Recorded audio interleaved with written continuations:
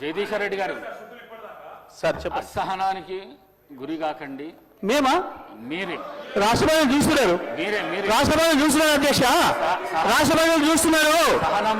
అధ్యక్ష సహనం అధ్యక్ష రాష్ట్రపతి అందరూ చూస్తున్నారు. జగదీశ్వర్ రెడ్డి గారు ప్లీజ్, జగదీశ్వర్ రెడ్డి గారు ప్లీజ్, జగదీశ్వర్ రెడ్డి గారు ప్లీజ్ 1 మినిట్. అసహనానికి గురి కాకండి, సహనంతో మాట్లాడండి, సభా సాంప్రదాయాలను కాపాడండి. మీరు సీనియర్ శాసనసభ్యులు, మంత్రి పదవి కూడా చేశారు మీరు 10 సంవత్సరాలు. మీరు ఈ విధంగా మాట్లాడడము, సభను సాంప్రదాయాలను తప్పుదోవ పట్టించడం మంచిది కాదు. ప్లీజ్ మాట్లాడండి. అధ్యక్ష అధ్యక్ష ఏ సభా సంప్రదాయానికి నేను విరుద్ధంగా మాట్లాడినా మీరు చెప్తే తర్వాత మాట్లాడదు అధ్యక్ష. నా విషయంలోనే నన్ను ప్రశ్నించడమే సభా సాంప్రదాయాలకు విరుద్ధము. అసలే కాదు అధ్యక్ష, అసలే కాదు అధ్యక్ష. అధ్యక్ష అధ్యక్ష నన్ను ప్రశ్నించడం అధ్యక్ష ఈ సభ మన అందరిది. ఈ సభ మా అందరికి సమానమైన హక్కులు ఉన్నాయి. మా అందరి తరఫున మీరు పెద్ద మనిషి మాత్రమే ఆడ కూర్చున్నారు తప్ప ఈ సభ మీ సొంతం కూడా కాదు. ఈ విషయం అధ్యక్ష మీరు మాకు స్ట్రెచర్ ఉందని అనుకుంటే ఆ స్ట్రెచర్ ఉందని విర్రవీగితే స్ట్రెచర్ మీదకి పంపించరు. ఇట్లే చేస్తే ఆ తర్వాత మార్చరికి పోతారు. అది కూడా గుర్తుపెట్టుకోవాలి.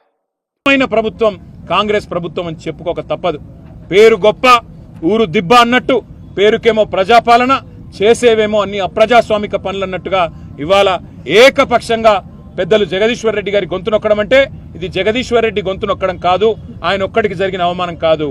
ఈ రాష్ట్రంలోని రైతాంగం తరపున, ఈ రాష్ట్రంలోని ఆడబిడ్డల తరపున నెలకు 2,500 రూపాయలు కావాలని గొంతు విప్పినందుకు, రాష్ట్ర రైతాంగం తరపున రుణమాఫీ జరగలేదు అని చెప్పి ప్రశ్నించినందుకు, రాష్ట్ర రైతాంగం తరపున ఎండుతున్న పంటల విషయంలో మా పార్టీ తరపున ప్రభుత్వాన్ని నిలదీసినందుకు, రాష్ట్ర పేదవాళ్ల తరపున పెంచని పెన్షన్ల గురించి, అమలు కాని 6 గ్యారంటీల గురించి, 420 హామీల గురించి ప్రశ్నించినందుకు తట్టుకోలేక ఈరోజు ప్రభుత్వం ఒక కుయుక్తితో మా సభ్యుడిని సస్పెండ్ చేసింది. అందుకే నిరసనగా మేమందరం కూడా ఇక్కడ కూర్చున్నాం. ఇవాళ వాళ్ళు అనుకుంటా ఉన్నారు కేవలం ఒక గొంతు నొక్కినంత మాత్రాన, శాసనసభలో మా పార్టీ యొక్క సభ్యుడి యొక్క ప్రసంగానికి అంతరాయం కలిగించినంత మాత్రాన ఏదో సాధిస్తామని చెప్పి వాళ్ళు భ్రమపడతా ఉన్నారు. కానీ రాష్ట్రంలోని ప్రజలు అన్నీ గమనిస్తా ఉన్నారు.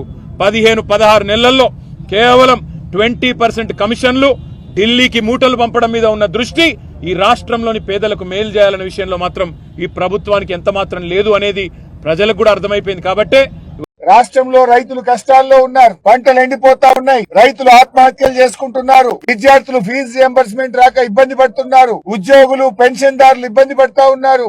అన్ని వర్గాల ప్రజలు కష్టాల్లో ఉన్నారు. ప్రజా సమస్యలపై చర్చ జరగాలని మేమే ఒక అడుగు ముందుకు వేసి చాలా స్పష్టంగా చెప్పాం. నిజానికి జగదీష్ రెడ్డి గారి వ్యాఖ్యల్లో తప్పే లేదు. ఆయన ఎక్కడ అన్పార్లమెంటరీ లాంగ్వేజ్ ఉపయోగించలేదు. అయినా కూడా పెద్ద మనసుతో సభ జరగాలి, ప్రజా సమస్యల మీద చర్చ జరగాలి, శాసనసభలో అన్ని విషయాలు కూడా ప్రస్తావించాలనే ఉద్దేశంతో మేము స్పీకర్ గారిని, ఎల్ఏ మినిస్టర్ గారిని కలిసి చెప్పాం. మరి చెప్పినప్పుడు మాకు అవకాశం ఇవ్వాలి కదా. నిజంగా ఉరి తీసేటప్పుడు కూడా నీ చివరి కోరిక ఏంటని అడుగుతారు. మేము ముందే పోయి చెప్పడమే కాదు, మీడియాకు కూడా వెళ్లి మా మాజీ శాసనసభ వ్యవహారాల మంత్రి ప్రశాంత్ రెడ్డి గారు చెప్పారు. మేము స్పీకర్ ను, ఎల్ఏ మినిస్టర్ ను కలిసాము, మేము క్షమాపణ చెప్తాం, వెనక్కి తీసుకుంటాం, ఎందుకంటే ప్రజా సమస్యల కోసం తప్పు చేయకపోయినా చెప్తామని కూడా స్పష్టంగా చెప్పాం. మీడియాకు చెప్పాం, ఎల్ఏ మినిస్టర్ చెప్పాం, స్పీకర్ గారు చెప్పాం. అంటే దీన్ని బట్టి ఏమర్థమైతుంది? పథకం ప్రకారంగా ముందే మీరు కూడా అనుకోని బీఆర్ఎస్ పార్టీకి అవకాశం ఇవ్వకుండా, జగదీష్ రెడ్డి గారికి అవకాశం ఇవ్వకుండా ఒక కుట్రతో బీఆర్ఎస్ గొంతు నొక్కాలని, బీఆర్ఎస్ ప్రశ్నిస్తే, బీఆర్ఎస్ సభలో ఉంటే వాళ్ళ తప్పిదాలన్నీ బయటకు వస్తాయని ఉద్దేశపూర్వకంగా ఇలా